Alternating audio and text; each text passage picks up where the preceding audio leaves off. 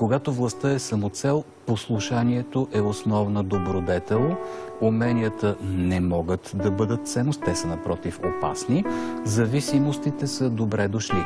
Резултат от всички тези ценности в кавички на сега, а и преди управлявалите, е, че на прекалено много твърде отговорни постове има ужасяващо много некадърници. Тези некадърници твърде лесно се превръщат в негодници. Морала е нещо възпитано, вродено, няма смисъл да го обсъждаме, но когато някой е некадърен, е много по-склонен да стане и неморален и, както се казва, като за последно да си отяде. Финално да кажа, хората, за които в момента говорих, възцаряват едно рушене на държавността. Чрез рушенето на държавността те създават усещане у свестната част от обществото за безправие и дефицит на справедливост. Този дефицит на справедливост има потресаващи психологически отражения. Той води до тежък, перманентен фонов стрес, който води до физическо разболяване. По тая причина, тая верига, колкото и да изглежда ирационална, замислете се, създаване на усещане за безправие, стрес, разболяване, те ви вредят на вас, на мен, на всички. Абсолютно на всички. Вредят може би несъзнателно, но вредата е чудовищна. Правото трябва да е конкретизация на един морал в дадена ситуация. Когато ние нямаме ясни морални ориентири, правото с нищо не може да ни помогне. Уверявам ви, правото е инструмент. А как ще бъде направляван един инструмент е съвсем отделен въпрос и той не зависи от правото. Тоест, ако сте се порязала на нож, не обвинявайте ножа, а несръчността си. Думата страст идва от страдание. Хората са страстни, защото страдат. Те страдат от твърде дълго време. Те страдат от, бих казал, над 2 десетилетия. Не, че преди това не са страдали, разбира се.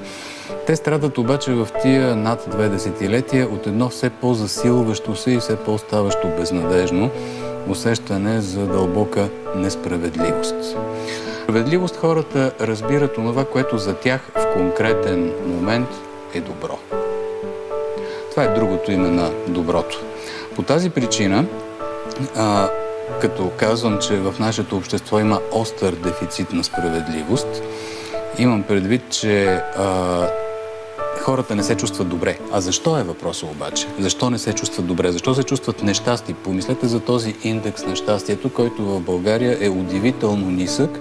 Назова няколко фактора, които карат хората да се чувстват дълбоко нещастни. Това е първо усещането за безнаказаност на злото. Другото е, че в България, уви, път не се дава на добрите. В България се дава път на удобните.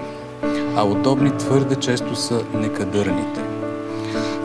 Което води до лоши резултати, постигнати от тези некадърни и назначени за да бъдат удобни, а не за да свършат добре работата. Това, разбира се, е фрустрация у кадърните, но те са двигателя на една нация, те са солта на земята, така да се каже. И когато получаваме лоши резултати, лош резултат е 2,5 милиона българи извън България, които няма да се върнат и техните деца няма да се върнат и с това трябва да сме напълно наясно. Когато имаме такова усещане за лошавост на нашия живот, то още веднъж не е от материалните условия на живота ни. То е от усещането за тази несправедливост. Ние не обичаме да спазваме правила. Защо? Това е много дълъг разговор, но те са тотално сринати. Ние сме потиснати от усещането, че по-силния физически дори, както виждаме в последните дни, за съжаление, ще господства. Ние живеем в крайна сметка по тази причина в страх и в безнадежност, че доброто ще победи.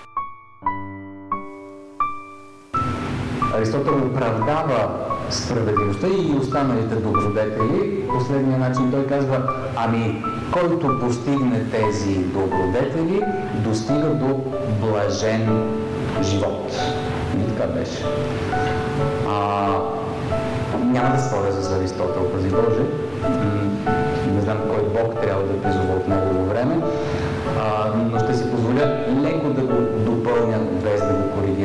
до блажен живот чрез справедливост можем да достигнем, само че този блажен живот няма да е за нас, а ще е за тези, за които осигурим справедливостта.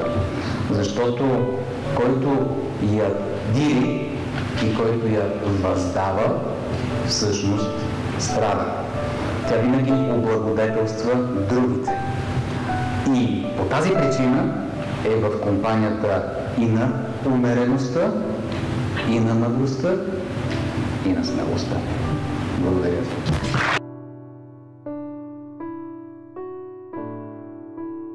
Защото в момента, в който вие завършвате, в България настъпило едно много странно време. Време, в което институциите са подложени на небивал натиск и неизвестно до този момент в историята на България, било то царство България, било то Народна република или Република България, презрение, остракизъм и неуважение.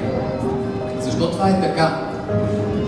Това е едно време, в което освен, че институциите са дълбоко засегнати в своята същина, в своята основа, словото вече не служи за комуникация, за съобщаване на неща, словото служи по-скоро за заблуждаване.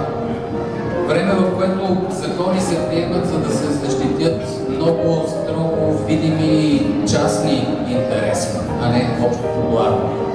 Време, в което има депутати, които внасят законопроекти и предлагат да ги оттеглят срещу 6-цифрена сума, изнудвайки тия, срещу които те са насочени. Това е наистина едно много особено време, в което вие започвате своя професионален път и в което носите една огромна отговорност.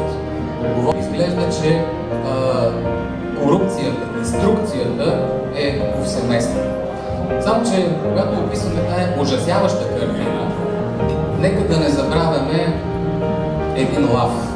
Лав е Атина е такава, защото атиняните сме такива. Всъщност, замислете се, от всекиго от вас зависи каква ще бъде България. И не може да кажете, ами аз разчитам на системата. Нека системата да се оправи, тогава и аз ще се оправя. Вие, колеги, градите системата, вие сте част от тази система. Извинявайте, че говоря такива сериозни работи в такъв момент, може би не бива, може би не трябва да ви развалям настроението. Може би е много по-лесно да махнем с ръка, да чуем това, което казах, да речем всичките са маскари и да си сипам третата ракия. Така, разбира се, е по-лесно. Само че ще си позволя, за да съм чист пред моята съвест и пред вас, и понеже възрастта ми го вече позволява да ви дам няколко напътствия. Първото напътствие е, както казах, не чакайте системата да се оправи, не чакайте системата да ви реши проблема, вие решавайте проблема, по този начин ще промените системата. Второто напътствие. Търсете себеподобни, сдружавайте се с тях по симпатия и си помагайте, активно си помагайте. Не оставяйте тези, които се борят да бъдат сами, защото страшна е самотата на онзи, който въстава срещу безобразното, но среща или мълчание в околните, или предпазлив шепот по ъглите. Само така, брато. Много хубаво им покажа. След което следва оглеждане дали някой не ни видя по коридора, че говорим с него. Третата ми препоръка е свързана с един феномен, че начело на структурите на организациите стават не непременно кадърните, а амбициозни.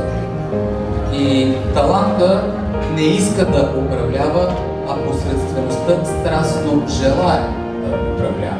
Имайте това нещо предвид и когато роптаете срещу тези, които управляват и според вас управляват зле, не забравяйте собствената си отговорност, че вие също сте длъжни да управлявате. Това не е просто кеф, напротив, това е тегоба. Управлението е тегоба за талантливия и за честен. Не позволявайте на безочието да вземе връх. Контролирайте го, спирайте го ежедневно, му пречете да се почувства по-опасно. И не се гнусете да участвате в управлението и не викайте всички са дъскари. А вие тогава какви сте? Следващата ми четвърта препоръка е: не дейте да се вторачвате в лошите примери, като не довиждате добрите примери. Около 5% от хората във всяка една професия са изключително добри. 5% от хората във всяка една група и във всяка една професия са изключително лоши и зловредни. Добрите не ги мислете. Те някак си ще се оправят или, което е по-вероятно, ще загинат под натиска на по-лошите. Защото знаете, така че за най-добрите не мислете. Те някак си ще си намерят своя път или ще покинат. Не мислете и за най-лошите. Тях няма да поправите. Мислете за останалите 90%, които всъщност правят реалността и които карат живота да върви напред. За тях се грижете, тях подпомагайте и към тях се присъединявайте. Петата ми препоръка е банална. Банална, но мисля актуална. Правете каквото трябва, а да става каквото ще е. И тук искам да припомня едно изречение на покойния вече съдия Румен Янков, който вие познавате.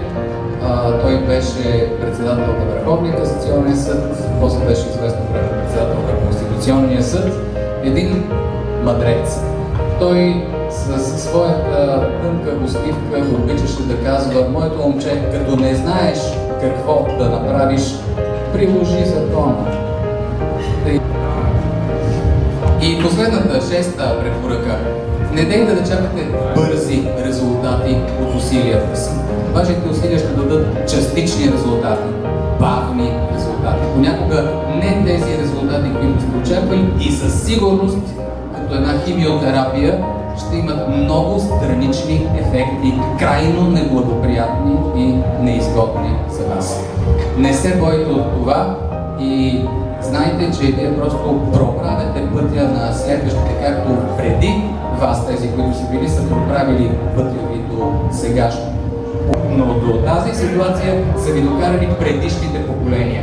Не бъдете егоисти, направете така, че и следващите поколения да ви бъдат по някакъв начин благодарни.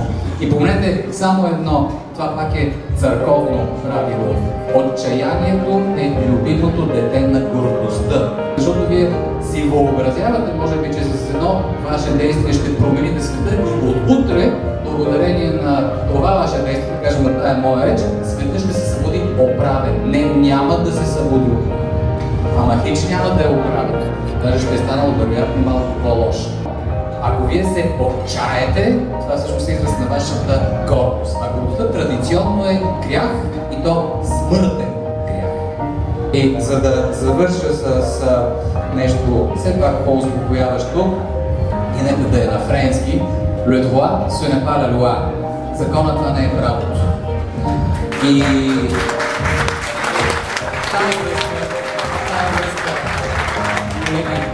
пазете правото, пазете го и от закона, защото понякога закона може да е голям негов враг. Платене на държавата, ако под държава разбираме тази изключително зле и неефективно, отчасти мафиотизирано работеща структура, да, добре е, че клатите държавата. В този смисъл, всеки, който се позовава на това, че се клати държавата, казва: кладите моя стол, моята позиция, моите властови механизми. Той нагло се отъждествява с държавата. Това не бива да притеснява никого. Защото никога добрите неща и сериозните промени не се правят от мнозинството. Тези промени се правят от твърде малко на брой хора, които знаят какво искат. И дай Боже да успяват. Тоест, това е една борба с злото, което няма да има край. Тя трябва да бъде водена вечно, за да не тръгнем да потъваме надолу. И именно поради прекалено дългата дезинтересираност над 2 десетилетия от цялата тая проблематика, в момента имаме това ужасяващо усещане за несправедливост. Така че аз мятам, че трябва да бъдем изключителни оптимисти. България се събужда ужасно бавно, търка очи, обръща се отново на другата страна, вика, хайде да си подуспя малко, но вече е ясно, че слънцето е изгряло и е високо и че ще се става. Скъпи мои човеци, не знам дали сме умни, красиви и създакели, дали ходим по жълти павета. Има един голям наш проблем и той е, че се харесваме твърде много. Хайде да не бъдем умни и красиви, нека идеите ни да бъдат красиви. Защото докато ние сме умни и красиви, в България има твърде много наши братя, които са извадили по-лош късмет от нас. Тия хора ние често ги, извинявайте за правия текст, ги презираме. Тия хора се правим, че ги няма. Тия хора и за техните стонове ние сме глухи. И после се чудим, ама защо те не ни следват? Няма да ни следват. Ние не сме част от тях. Ние не изразяваме техните мечти. Ние плашим гаргите, че ще отидем на терминал 2. А те не могат да стигнат до съседното село, където има аптека, където може би ще го има лекарството, от което те се нуждаят. Напомням само, че сме забравили солидарността. Тук не говоря за ляво, дясно, център. Тук говоря за солидарност. И тази солидарност, лично аз обаче я разбирам не да откраднем от състоятелния и да дадем на мързеливия. Аз ляв, десен, по средата, либерал или какъв съм. Ще отговоря на сложните въпроси, няма прости отговори, това е ясно. В отношение на семейните ценности аз съм консерва. По отношение на личните свободи аз съм либертарианец. По отношение на културата аз съм левичар. А по отношение на морала съм екстремист. Благодаря ви за непоносимостта ви към злото. Благодаря ви за нетърпимостта ви към несправедливостта. Благодаря ви за решимостта ви да участвате всеки ден без ясна крайна граница, защото такава няма да има. Тая борба е вечна. Тая борба е вечна.